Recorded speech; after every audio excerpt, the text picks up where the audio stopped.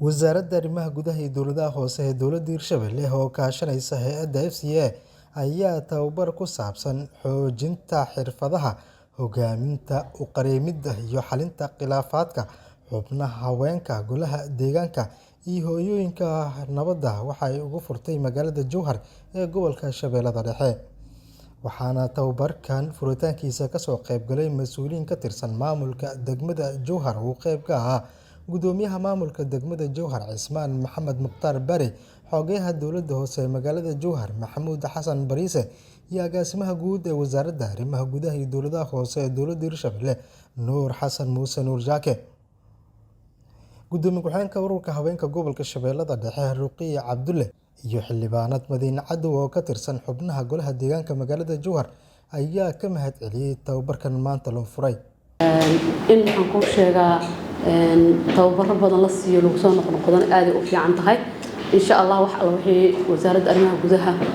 waxaan kaga mahad celinaynaa dhowr mar in waxaan ku sheegaa howlahan ay noo qabatay. bacdi salaam barnaamijka ee wasaaradda arrimaha gudaha ay u qabanayso haweenka dhiirigelinta ama in ay doorka ay ku leeyihiin bulshada lagu tababaran aad iyo aad aan u soo dhaweynaynaa intii soo qalqaalisay inta qabanqaabisay inta raalli ka naqataba waxaan leenahay idin mahad celinaa maadu ha ka gaarto.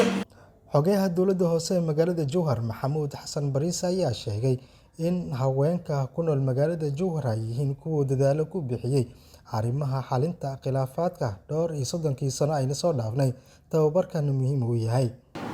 Sidaad ogsoon tihiin haweenka ama hooyooyinka waxay noogu fadhiyaan wax weyn oo muhiim ah sababtoo ah 30 sano la soo dhaafay markuu dalka burburku dhacay dhibaatada dhacday waxyaabaha lagu tiirsanaa ee lagu samato baxay lagu fakaday waxa kamid ahaa hooyo waxaana loogu fakaday waxay ahayd dhaxday xiratay qoyskii badbaadisay maxaa la yiraahdaa familkii badbaadisay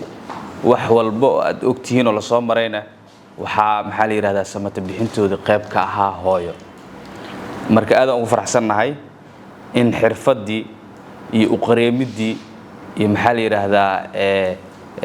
kor loogu qaadayna in maanta aan joogno furitaankeeda. Gudoomiyaha maamulka degmada Jowhar ahna duqa magaalada Cismaan Maxamed Mukhtaar Bare ayaa waxa uu sheegay in haweenka magaalada Jowhar kaalin weyn ay ka qaateen xalinta khilaafaadka isla markaana uu bogaadinayo tababarkan maanta loo furay. run ahaantii dadkan tababarka la siinayo mudane agaasime waxa waaye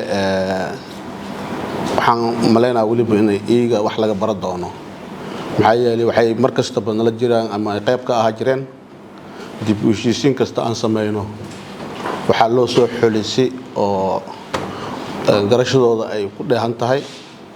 waxay la mid tahay haweenka degmada Jowhar oo dhan oo la kulmiyo kale marba haddii intaan joogto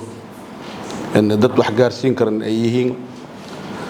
maamooyinka waxa waaye waa kuwii nala qayb qaadanayay dib u heshiisiinta waxaan leenahay tababarkan iyagana walaxa laga faa'iideysan doonaa hadduu ali yiraahdo aad u maasantihiin. Agaasimaha guud ee wasaaradda arrimaha gudaha iyo dowladaha hoose ee dowladda Hirshabelle mudane Nuur Xasan Muuse Nuur Jaake ayaa si rasmi ah u daafuray tababarkan. waxaa farxad inoo ah inaan halkan idinku soo dhaweyno gaar ahaan haweenka iyo hooyooyinka Jowhar oo ay ka mid yihiin haweenka idinku matalo golaha deegaanka degmada Jowhar saddexdii xubnood ee golaha deegaanka ku jirtay oo aad u jeedaan halkan fadhigan inay fadhiyaan kuwaas oo ay ka go'an tahay inay sare u qaadaan doorka ay ka ciyaarayaan horumarka deegaanka. tababarkan wuxuu si gaar ah uga hadlayaa muhiimadda hogaaminta iyo u doodista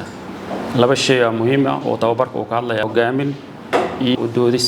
xuquuqda haweenka u doodista iyo xalinta khilaafaadka kuwaas oo dhammaantood ah awoodaha muhiimka ah ee lagu dhiso bulsho nabad ah oo horumar leh. bulshada markay wax walba ay ka wada qayb qaadanayso haweenkii dhalinyaradii odayaashii dadkii cuqaashii culimada diinkii waxaad dareemaysaa nabad iyo xasilooni inay jirto ayaad ka dareemaysaa deegaankaas. barnaamijkan wuxuu qayb ka yahay barnaamijkii ay wasaaradda arrimaha gudaha iyo dowladaha hoose Hirshabelle ay ka daafurtay Jowhar bishii December 2024 kaasoo lagu magacaabayay horumar. magaciisu wuxuu ahaa horumar wuxuu diiradda saaraya dimuqraadiyeynta dowladaha hoose isla xisaabtan barnaamijkaas ayuu qayb ka yahay barnaamijkan saas waa inaa u ogaataan hogaaminta sideedaba waa awood waxaana muhiim ah in haweenka ay noqdaan hormuudyo u doodayo xuquuqda naftooda iyo kuwa bulshada guud ahaan tababarkani wuxuu idin siin doonaa xirfadaha iyo aqoonta aad u baahan tihiin si aad ugu qayb qaadataan go'aan qaadashada siyaasadeed tan deegaanka isla markaana aad u gudbisaan fariimaha muhiimka ah ee nabadda iyo horumarka maadaama mashruuca title-kiisu uu yahay ciwaankiisu uu yahay horumar bulsho horumarsan ayaan ka rabnaa degmada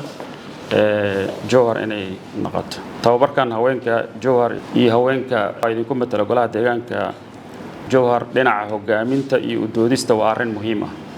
leadership iyo advocacy markaan baranayno muhiim waay sababtoo ah laba shay waa laga faa'iidayaa inaad xirfadihii doodista u isticmaali lahayd aad ka barato tababarka iyo inaad xirfadaha hogaamineed leadership skillska aad ka barato taasoo awood kuu siinayso haweenka inay isku kalsoonaadaan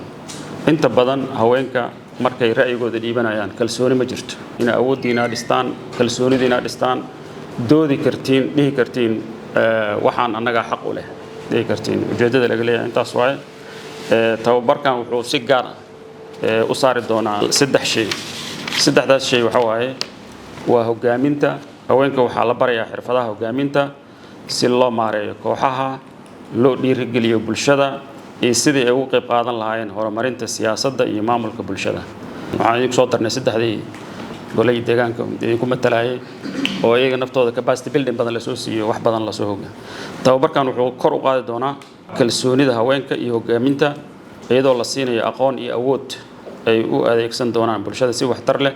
sidoo kale wuxuu muhiimad gaar ah siin doonaa dhiirigelinta haweenka inay u qayb qaataan go'aan qaadashada muhiimka ah ee bulshada ka dhacaya marka ujeedada guud waxa waaye in la xoojiyo hogaaminta u doodista iyo xalinta khilaafaadka xildhibaanadii haweenka ee golaha deegaanka waa nala fadhiyaan hooyooyinkii si wanaagsan loo soo xulay ururka haweenka iyo degmada iyo gobolka iyo waan u jeedaa dad wanaagsan oo kala duwan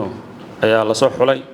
waxaa la isticmaali doonaa program la yiraahdo hadda dawlad kaab aan u bixinay oo marka hore oo ahaa JPLG la dhihi jiray waxaan ku dhiirigelinayaa adda FCA taageerta programyadan inay soo badiso programyadan u qareemida ah iyo hogaaminta haweenka inay sidaan oo kale soo badiso aad u mahadsantihiin waxaan rabaa inaan tababarka si officially aan u furo waa inuu furan yahay aad u mahadsantihiin tababarkan maanta loo furay ururka haweenka magaalada Jowhar iyo xubnaha haweenka ee ka tirsan golaha deegaanka degmada Jowhar ayaa waxa uu socon doonaa muddo 3 cisho Cabdiraxmaan Xuseen Cumar Wadani shabakada wararka ee Jowhar Media magaalada Jowhar gobolka Shabeellaha Dhexe